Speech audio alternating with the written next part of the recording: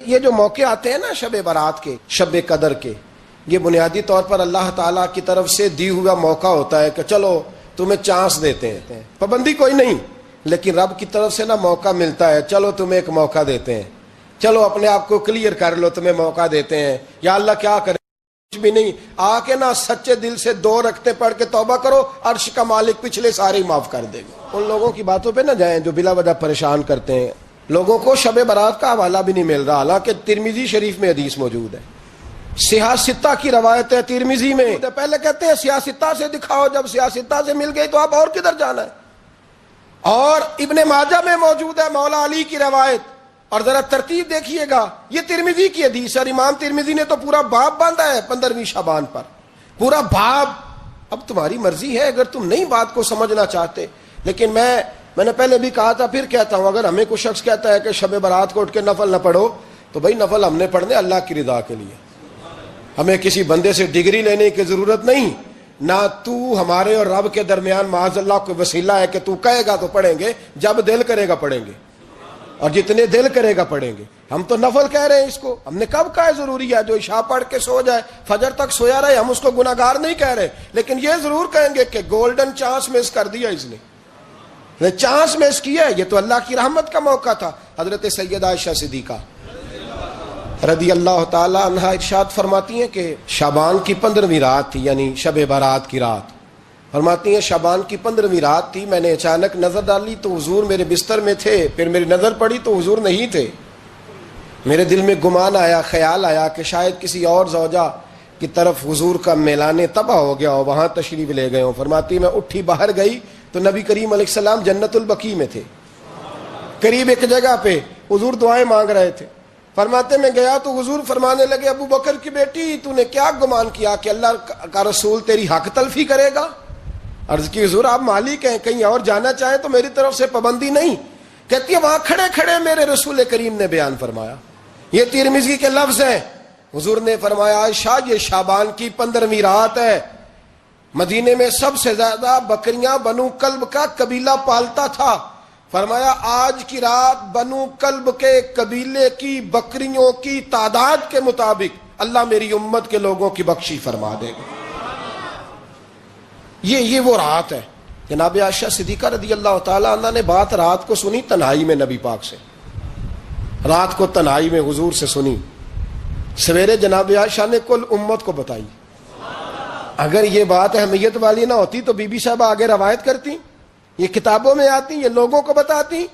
حضرت عائشہ نے روایت کیا، اور مولا علی شیر خدا نے تو کھل کے کہا، ابن ماجہ میں حضرت علی سے پیار کرنے والوں کے لیے الگ عنوان، مولا علی نے کھل کے فرمایا شعبان کی 15ویں رات کو رات عبادت کرنا اور سویرے روزہ رکھنا۔ حضرت علی کے لفظ بائی نہیں سیاستہ میں، رات کو روز عبادت کرنا، دن کو روزہ رکھنا۔ ویسے تو رب کریم ہر روز تہجد کے وقت پہلے آسمان پر نزول اجلال فرماتا ہے، اور لوگوں کو فرماتا ہے کوئی بخشش مانگنے والا؟ کیا انداز ہے مولا علی شیر خدا حدیث روایت کرتے ہیں، رنگ کیا ہے؟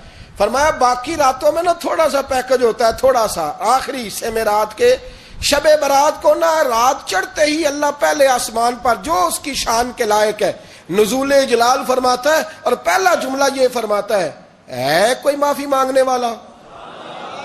اللہ کرے آپ کو سمجھ آئے، یعنی معافی دینے والا کہہ رہا ہے چلو آؤ ادھر آؤ، ذرا معافی مانگو، میں معاف کرنے آیا ہوں، مانگو معافی، ہے کوئی معافی مانگنے والا؟ معاف کر دیں گے۔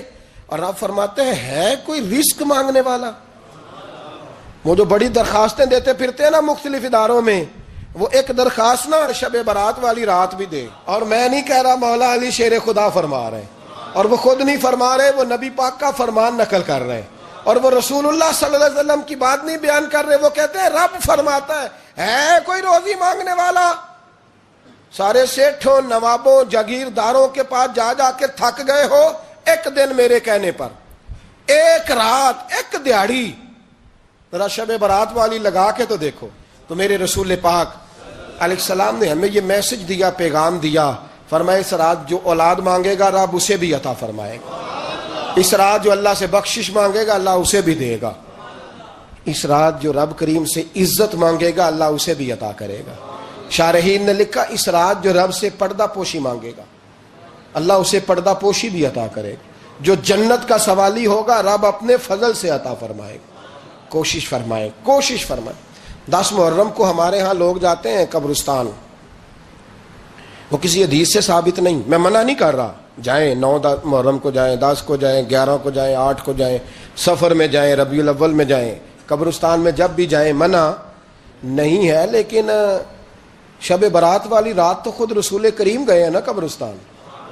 اب جو بات میں نے سمجھانی ہے اس کو سمجھیں. نبی پاک کی والدہ کا مزار نہیں ہے وہاں جنت البقیع میں. حضور کے کو بھائی بہن, حضور کیا کرنے گئے؟ امت کی بخشش کے لیے گئے. شب برات کی رات لالچی نہ بنے کہ صرف میں نے اپنے لیے روزی مانگنی ہے. کل امت کے لیے مانگے رب کریم سے. مانگے اپنے بھائی کے لیے, مانگے اپنی بہن کے لیے, مانگے اپنے بیٹے کے لیے, مانگے اپنی بیٹی کے لیے, مانگے اللہ کریم سے. یہ مانگنے کی رات ہے. پچھلی راتی رحمت رب دی کرے بلند آوازہ, بخشش منگن واریاں کارن کھلا جے دروازہ. آئیں اللہ کی